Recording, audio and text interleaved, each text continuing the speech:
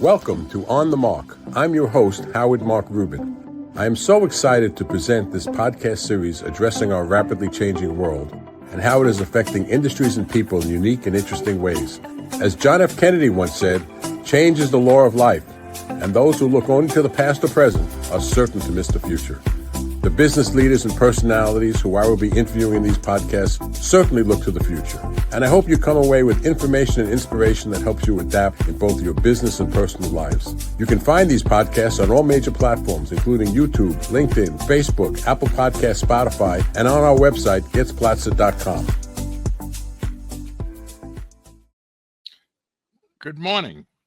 I am very excited about today's podcast. We have one of the icons of the real estate industry, someone who's been an innovator, someone who's gone beyond just the real estate world and has put his toe in and was involved in the political world.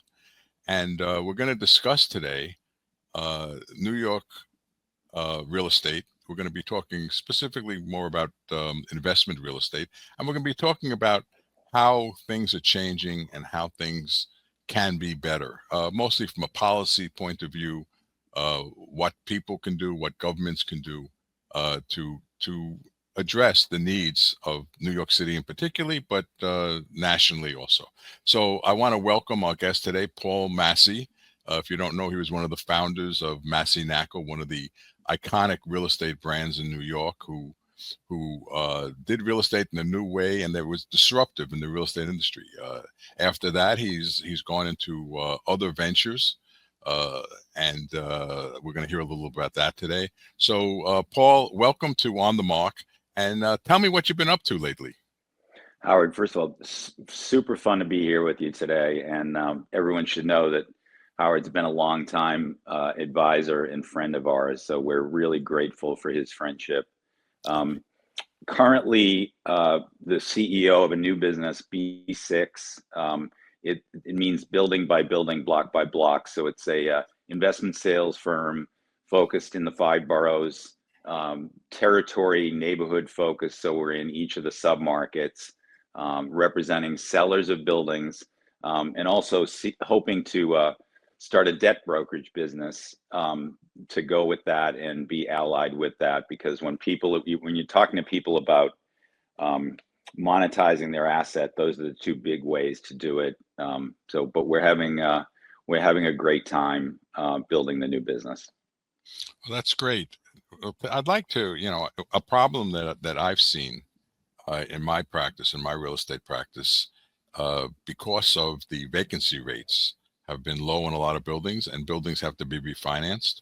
When a vacancy rate is low, when it's sometimes 50-60%, banks don't want to refinance a building.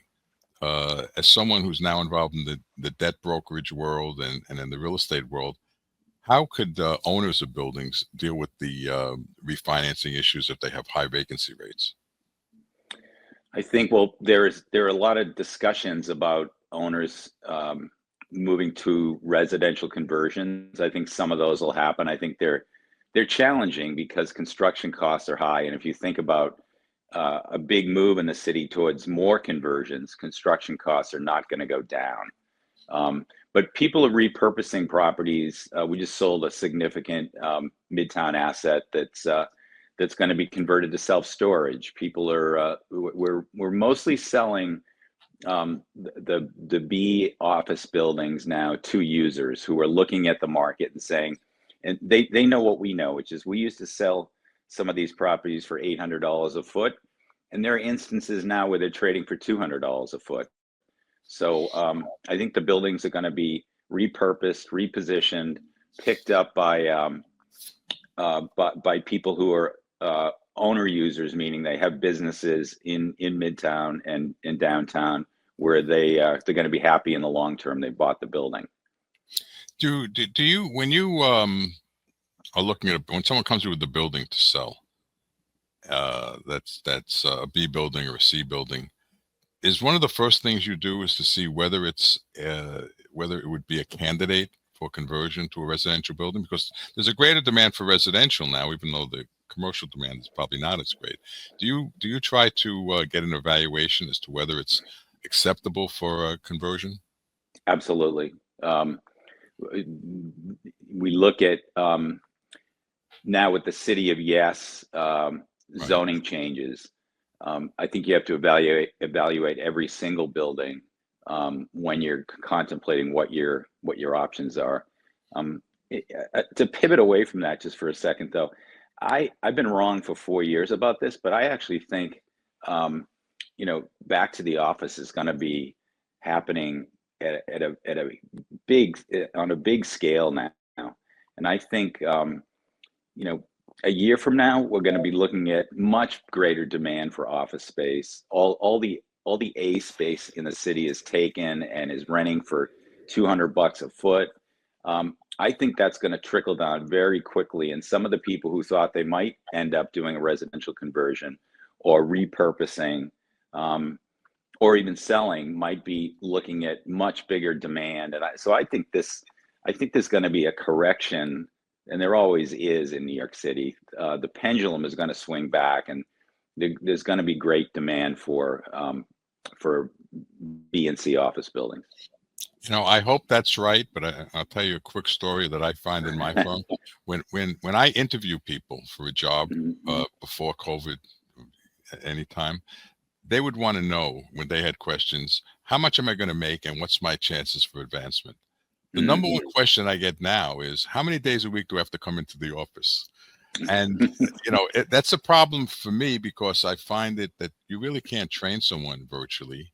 But I find in my office, and I found a lot of my colleagues in other firms and other service businesses, that people, a lot of the younger people don't want to come in. The older people are more comfortable coming in. The younger people, they've kind of gotten used to working virtually, and they work their lifestyle around it. So while the companies want it, in industries where there's a shortage of people, like accountants have trouble getting accounting people sometimes, that they have to make these concessions because they can't get people to work. They become non-competitive. So I think you're right into certain industries, but in other industries, it's going to be tougher.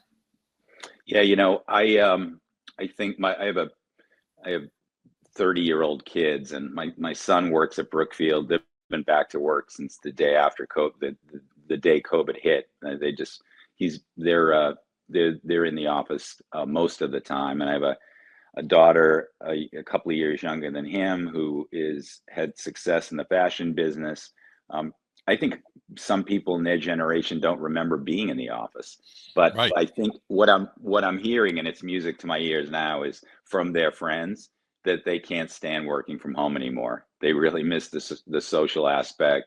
They miss the mentoring. I think the kids are waking up blessedly, because they should be around. They should. I mean, how else are they going to learn? How else are they going to have those informal conversations that are the most meaningful conversations they have? So I hear right. you.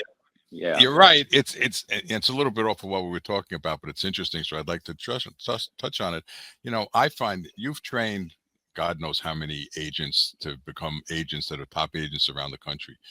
I don't see how you train a real estate broker to do what you do or to do sales virtually. You got to be in front of a person. I don't understand how your business is, to me, is a very hands-on business. I don't see how you can train people. I don't see how you can connect with people.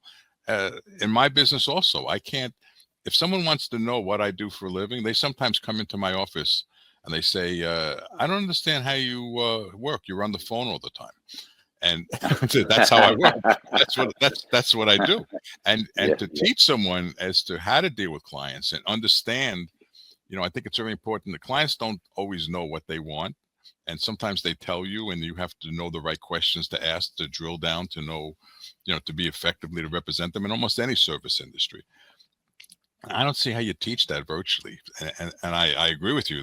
I'd love people to come back. I just find these younger people, maybe that's a different set of values in terms of, becoming the next Paul Massey isn't what they want. What they want is make a decent living and not have to work too hard. It's kind of what I get from a lot of people who it's very frustrating. How do you feel about that?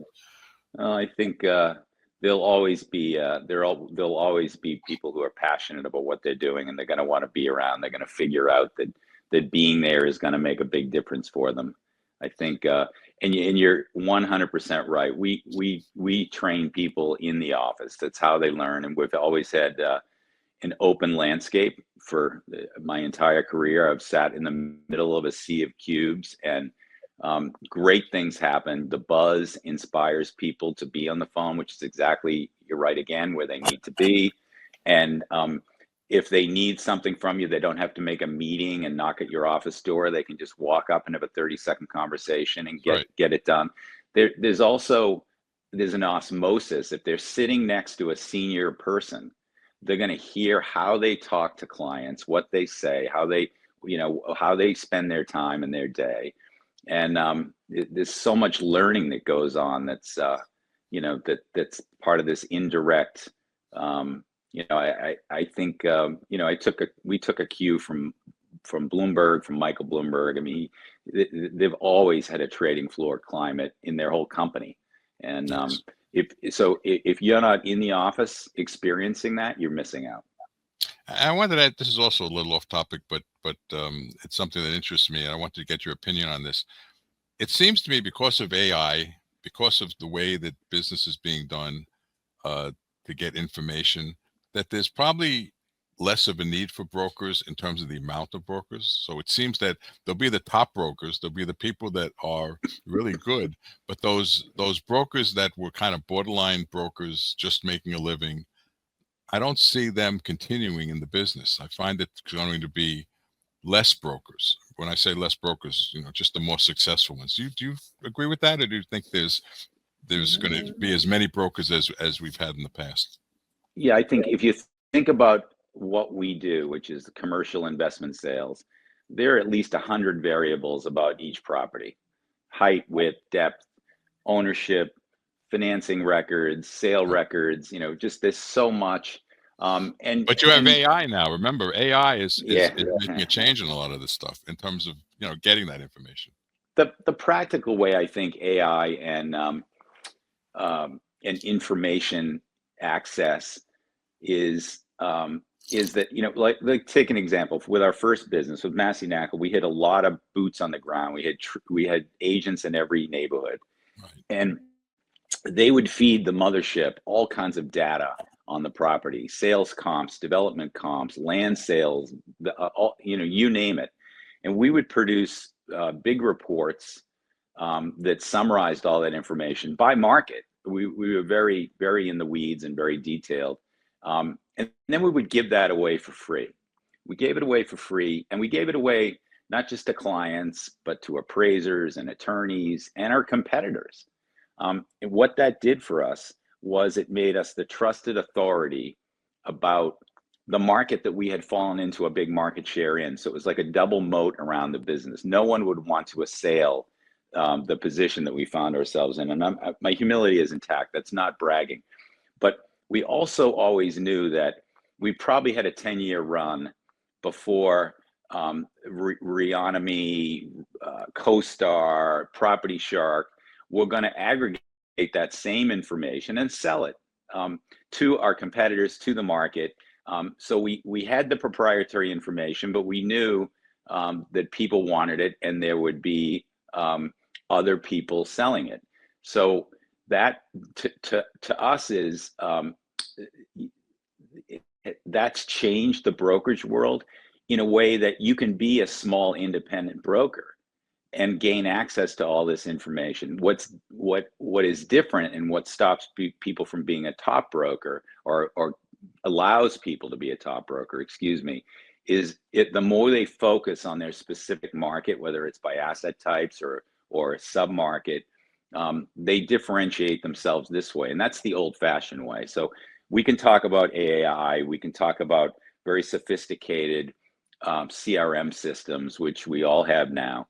But that doesn't replace deep market knowledge, analytical abilities about those 100 variables. So there are always going to be stars, but I really don't see the number of brokers diminishing. I don't see AI or sophisticated CRMs diminishing the need for the number of brokers that are in the market. It's still a market that requires a lot of analysis, a lot of specific knowledge, and throw in, we touched on a little bit before, but throw on massive zoning changes that we've had in the city to create housing. And you've got a whole nother level of complexity that people have to deal with. So no, I don't think our market's changing in terms of the need for us as commercial real estate experts. In fact, it's just this, it's as much as it's always been. Another question I wanted to ask you about was buildings. Now, A buildings, it seems to me like I'm at they call it Penn 1. It used to be One Penn Plaza, but a lot of the buildings that are A buildings feel that the need to increase the amenities. That if they're going to be competitive and if they're going to get the $100 plus square foot rentals that they're looking for, that they have to add amenities. And in our building, Venato has invested huge amounts of money in 1 and 2 Penn Plaza, or Penn 1 and Penn 2 as they call it now. And other landlords are doing the same thing around the city. How important do you think it is for landlords to add all of these amenities in the buildings to make them more marketable for tenants and to make it more marketable for sale? Well, first of all, Venato should be complimented about what they've done at 1 and 2 Penn. I am familiar with the properties, and it's amazing. And you should be feel very fortunate that you're there. And it really is. It really adds. So I think. I don't know if I can afford it when my lease comes up for renewal. I'm sure the rent's we're gonna be healthy. Oh yeah. But I think people are expecting it. I think for the A buildings, people expect amenities. They see what other developers have done, and I think people need to be competitive in that way. I also think if you look at some of the spaces and the restaurants and the coffee shops and all the great things that it really enhances the work environment significantly, and actually might allow you to take a little less space if you can take advantage of the common area that's so inviting and welcoming. And even I've been at at the restaurants at 1 Penn for lunch, and it's just delightful. So anyway, I think it's a big thing and it makes sense. And I think you'll see every significant development with that as a big priority. I think companies maybe even looking that maybe these would be an inducement for people to come back to the office. That they come, like at Penn 1, we have a Lifetime gym that they built downstairs, and they have all these restaurants, and you can get a massage, you can get whatever you want. I don't want to make Venato doesn't need me to make a commercial for Venato, but other landlords are doing the same thing. Other major landlords are doing the same thing. Yeah, and it seems to have become an essential part of an A building. Is no longer just the location and the look of the office, but what amenities are you giving me, and that becomes a necessary rather than an addition. It becomes necessary for these buildings. Yep, absolutely. Yeah, I've always been interested in that. Maybe buildings, B and C buildings, have to find other types of tenancies. Maybe they need something other than service industry companies or companies that traditionally would be their tenants. Has there been any thought, or do you have any history or thought about using this space for something other than the traditional tenancies? Yeah, we've seen alternative tenancies. Look, the world continues to change in a good way. I think that the tech companies especially, and the AI companies are going to explode with their demand. I think we're not focusing it enough on the fact that Amazon's headquarters is brimming over with people and full, and they're going to need more space. Google's taking more space. The big companies are always needing more and more in New York, so that will help, and that will have a trickle down effect.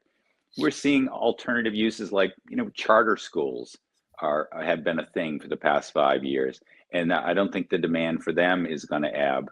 And I mentioned earlier, self-storage conversions are going to keep happening. So I think the trickle down effect of people coming back to work, which I think is going to be very significant. I mean, look at the federal government. They're going to dictate everyone back to work. There's going to be a massive uptick in demand once things settle out there, from the state, from the federal government. And I just think it's going to, I think this whole, the vacancy issue we're dealing with is going to evaporate very, very quickly for a bunch of different reasons. Do you see, I mean, this touches into politics a little bit, and I know that as a former mayoral candidate that you've addressed a lot of these issues, but we face a migrant crisis, housing crisis in New York. Mm-hmm. There's probably a shortage of hotel space in New York, Mm-hmm. as opposed to. Do you see any of these commercial buildings being converted, not for residential use, but for hotel use, to house some of the migrants or other hotel use spaces? I think that some of the hotels that have been converted for shelters are going to be repurposed back to hotels because there's such demand for hotel space now. And that's a heavy lift because those properties are going to need a complete rehab. But yes is the answer to that. And I think, we're still a city that, we're back to pre-pandemic levels in terms of tourism and demand. And I mean, if you looked for a hotel room in midweek in the city anytime recently, it's crazy. Right. So is the price, I mean, hotels are sold basically by key, how many, is the price per key for hotels going up in terms of if someone wants to buy a hotel, a small hotel? Absolutely. Hugely going up. Again, hotels went through a pretty brutal cycle. But then now it's entirely back. It's also back due to the fact that to build new hotels, you've needed a special permit from the city, which is a relatively new thing.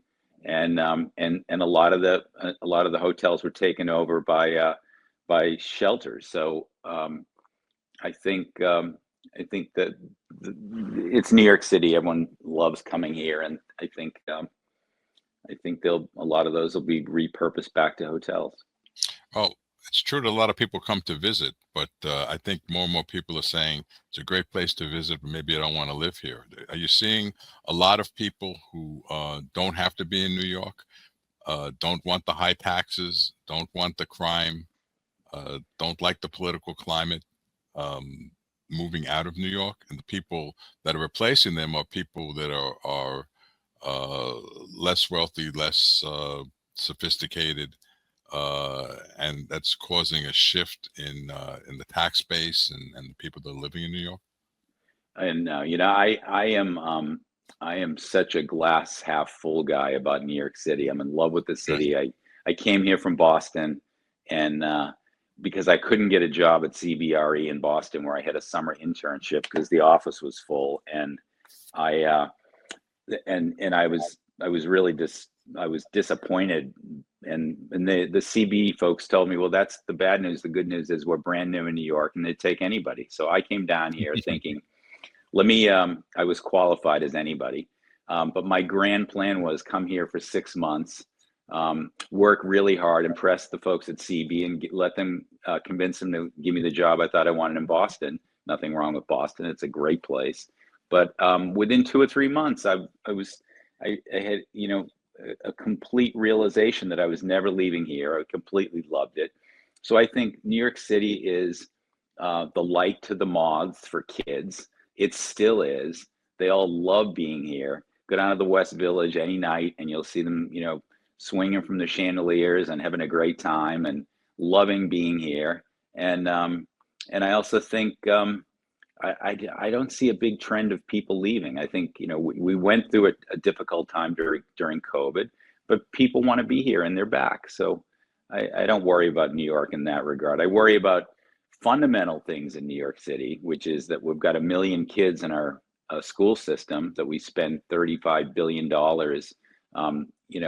operating, and the price per kid in terms of what we're spending on them is approaching $30,000 a year, which is a huge number. So we should be educating them well, but I don't think we necessarily are. There are plenty of good schools. So education's a huge thing, and then you have an educated workforce. Um, so focusing on education, then focusing on business, right? Big business, small business. We need to be much less with regulation.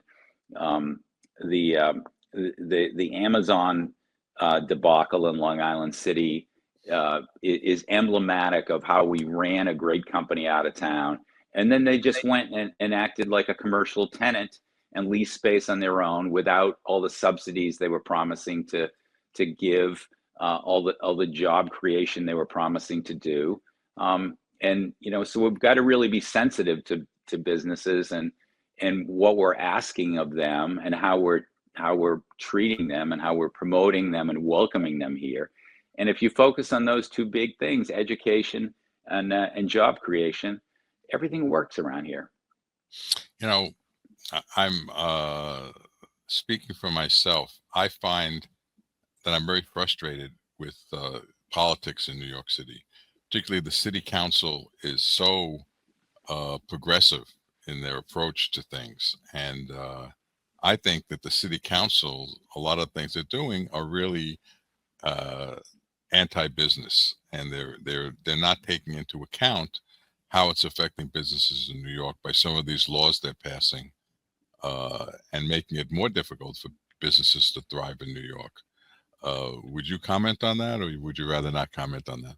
No, I don't mind. I think it's not just the city council who, if they're facing a strong mayor, they have a lot less influence.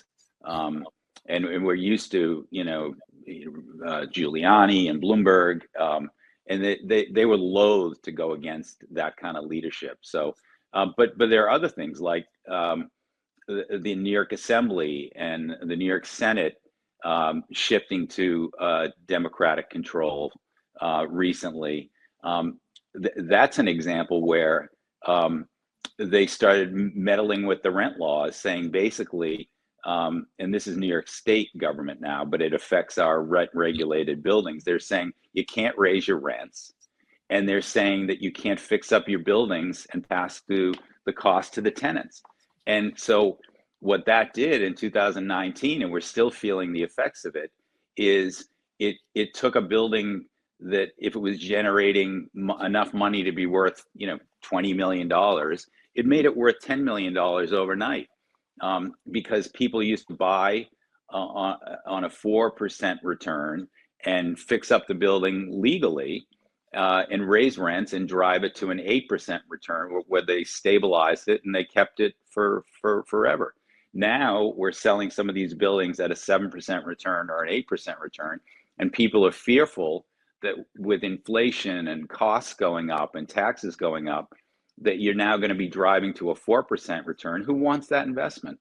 And what has happened now is, because of this, the assessed values have dropped and plummeted. So what the government folks didn't think about was that in New York City's case, it derives 45 or 50% of its direct revenue from real estate taxes on these buildings. So if that causes a $10 billion budget shortfall in a city budget of 110 billion, where is the variability in the city's budget? It doesn't have it. They've got pensions to pay, they've got payrolls to make, they've got bond payments to make. The first thing that gets cut if we have shortfalls are social programs. So you're trying to help. The intention of freezing rents and disallowing investment in properties was trying to help people who are struggling, but this is perversely turned around and hurt the people who are struggling. So not thinking a few steps ahead in our local and state and federal government can have these kind of dramatic and negative effects. And in other government programs, I want to get your opinion on how you feel this program is affecting businesses in the city. The congestion tolls, I call them, that I think we're the first major city to have, at least in the United States, to have congestion tolls, where if you want to come into Midtown, you're paying a significant tax. I would think that would be something that would discourage people from wanting to work in the city and discourage business in the city. How do you feel about those congestion Yeah, programs? yeah. I think it's very discouraging with congestion pricing. I think the focus there is trying to generate money to help the MTA, which is a valiant cause. But I think we need to look at other structural issues around how we can improve our transportation systems, how we can afford to operate our train and subway systems. Congestion pricing, my feeling is from talking to folks all around the city, is just punishing people who are, regular old workers who need to come into the city, who need to drive into the city for whatever, job they have. And it's pushing them over the edge in terms of what it costs already with tolls and operating costs for their vehicles. And and I don't really see a massive uptick, and I don't see a lot of congestion being alleviated. But it's really, really hard on regular folks. So let's look at the MTA. Let's look at how it's operating structurally. What is stopping us from being like every world-class city, having in some cases like London, with pristine subways and transportation availability? I mean, let's study these other cities and figure out what our issue is. Is it construction costs are too high? Are unions cooperating enough to allow us to upgrade our systems? And I mean, I think we need to look at every variable and find a way to upgrade our systems that are really, have lacked investment for too long a period of time. But I do not think congestion pricing is the answer. And as you probably know, we have a new administration in Washington these days.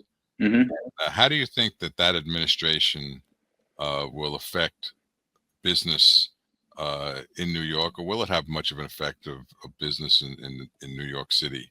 And can it have much of an effect? How do you view that? I think this administration is going to think about business first in terms of, how are we, I think this administration views the stock market and the health of the economy as their first measuring stick.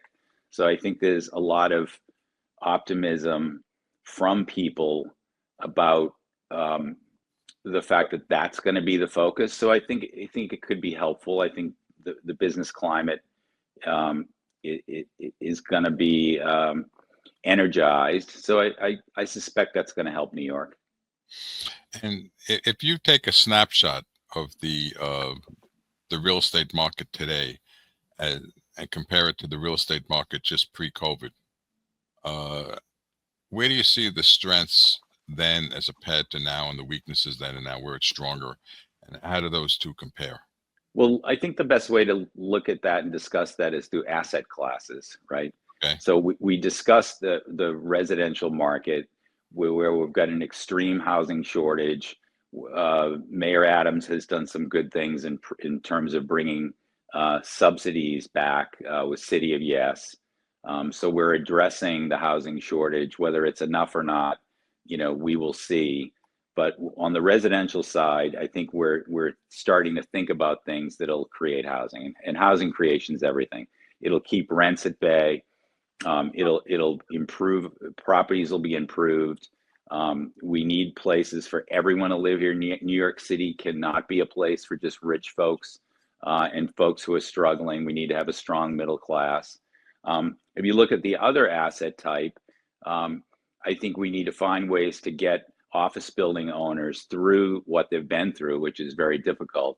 But I do think the world's going to come back at them very quickly.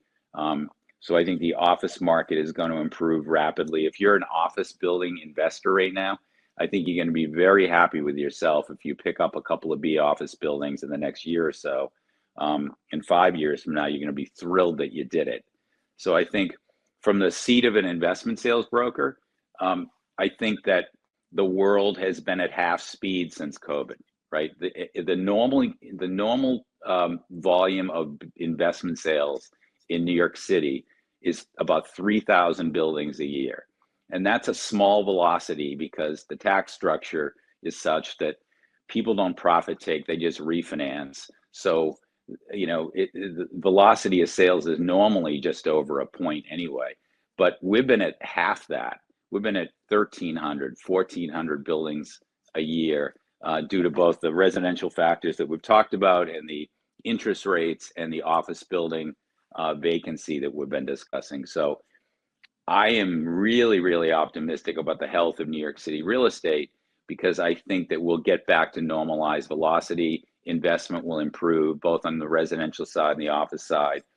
A highlight of the world is that anything industrial or covered land play or outdoor industrial properties, transfer stations, parking lots, that market's been on fire for the last 3 or 4 years. And I think it's going to continue to be. So the market is very, very healthy, especially in the outer boroughs for that type of property. So I think we're going to see what has been a very challenging real estate market in New York on the leasing side for office space, on the investment side for residential, and in the investment sales world. And the banking system or the banks have really had to struggle to get through all of this. So I see them getting back in business in a more meaningful way, being more active lenders, working through the stuff that they've got in their books now. So I think the FDIC has given them the latitude to deal with the problems that they have. So all of that combined tells me that the real estate market's going to be in a great place soon. And talking about, you mentioned finance a little bit. I found for my clients, a lot of them that are doing refinancing or they're financing their real estate projects, they're not getting the financing from the banks. They're going to insurance companies. They're going to other equity funds, and it's not so much the banks that are lending for a lot of these projects. Do you find that to be the case? Absolutely the case, and I think it's great. I think the banks have been so challenged by everything we just discussed that many of them are not really in the market and couldn't be in the market until they dealt with their structural issues. So private lenders coming into the market of all flavors and types is a great thing for our business. I think it's going to continue. I think the world has opened up to the fact that you don't have to be JP Morgan or a local M&T bank to succeed in the lending business. In fact, a lot of the hedge funds are diving in. The Blackstones in the world are diving in. They see the opportunity. So I think that's great stuff. So when you talked about that, B6 is going into debt brokerage work deals. What type of companies are you dealing with in debt brokerage? Well, so we're landlord owner focused. Right. So when we're talking to people that own property, they have there's two conversations they could be having with you. They could be telling you that they've hit a place in their life or their career or whatever where they're maybe they're dealing with their estate and they need to sell their building, or they've got an old partnership and they need to sell their building. And if you think about the fact that normally there are about 3,000 of them that exit the market on a normal year, that's about $45 billion worth of dollar flow into the real estate market. If you look at what they do most of the time, which is not the average hold in New York is 39 years, which is pretty amazing. But people refinance every 4 and 5, and they take more money out. It's tax deferred. The fees are less on it. So if you went and sold your building, this is a good example. If you went and sold your building for $10 million, after you paid federal, state, and local capital gains, New York City transfer tax, New York State transfer tax, the broker fee, the legal fee, you walk away with 63 cents. In a normal climate, not the last couple of years, but what we're probably returning to, any bank or lending institution will give you 63 cents for your property as a loan. So, and then you don't have to sell the property, you get to keep it, and you get to the opportunity of refinancing 4 or 5 years later. So to me, that business is very interesting because instead of 3,000 building sales a year, there are 9,000 debt placements in a normal year in New York. And instead of 45 billion of building sales, there's 130 billion of debt flow in New York City in the 5 boroughs on average every year. So that to me is a great business. And you're also having an ability to have a more strategic conversation with your clients, not just sell, not no sell. The conversation could be, you know, do you need a construction loan? Are you refinancing, a cash out refinancing? You know, it's there's a lot of great opportunity out there. If you just watch where the money flows, that's a business that we want to be in. And do you find, I've done a few deals recently last year for ground leases, that people are using ground leases as a way to take some capital out and reduce the risk. Do you find that there's more ground leasing these days, or more interest in ground leasing? There's two things going on in the world of ground leases. I think you've got a lot of ground leases that were set years ago in the 70s and the 80s in a period of hyperinflation, early 80s. The resets on those ground leases, you can see an example of that on some of the major office buildings that have struggled lately. The rents are resetting to 7% of the unencumbered land value, which is a massive rent uptick. And so we're dealing with those and restructuring those so that the leasehold owner isn't wiped out, so the fee owner isn't getting the property back if the leasehold owner can help it. So there are a lot of things going on there, and there are people who are ground leasing their properties primarily so they don't have to sell, but they don't want to be actively owning and operating. So a ground lease is a good way to maintain ownership of your fee ownership position in the city when you may not have an ability or a desire to actively be an operator. Right. I've just done that for a client on a shopping center in Long Island. He kept the ground lease and sold it to an operator of shopping centers. And in that world, in that realm, it seems to be becoming more popular if they want to keep the property. Makes sense, and there's no tax event, right? Or I should say a lesser tax event. Yes, sir. There's always some tax, but it's certainly a lesser tax event, and it allows you to take some money out of the property. Anyway, Paul, it's been very informative. We've had a great discussion. You know, anyone who needs assistance or advice in any real estate issue they have, particularly in investment real estate, you couldn't do better than Paul Massey. He knows it, and he's a straight shooter, and he's not going to try to give you a big sales pitch. He's going to tell you what's right, and he's going to do the right thing, because that's who he is as a person, and that's his reputation. So I want to thank you, Paul, for your time in doing this podcast, and I look forward to working with you in the future and doing other things with you. This has been really fun, Howard. Thank you very much. Thank you. Take care. Bye-bye. I hope you enjoyed this episode of On the Mark. I started this podcast by quoting John F. Kennedy and would like to end it with quoting one of my favorite baseball players, Nolan Ryan. Enjoying success requires the ability to adapt. Only by being open to change will you have a true opportunity to get the most from your talent. I wish you success in staying ahead of the curve instead of behind the 8 ball. Thank you for tuning in.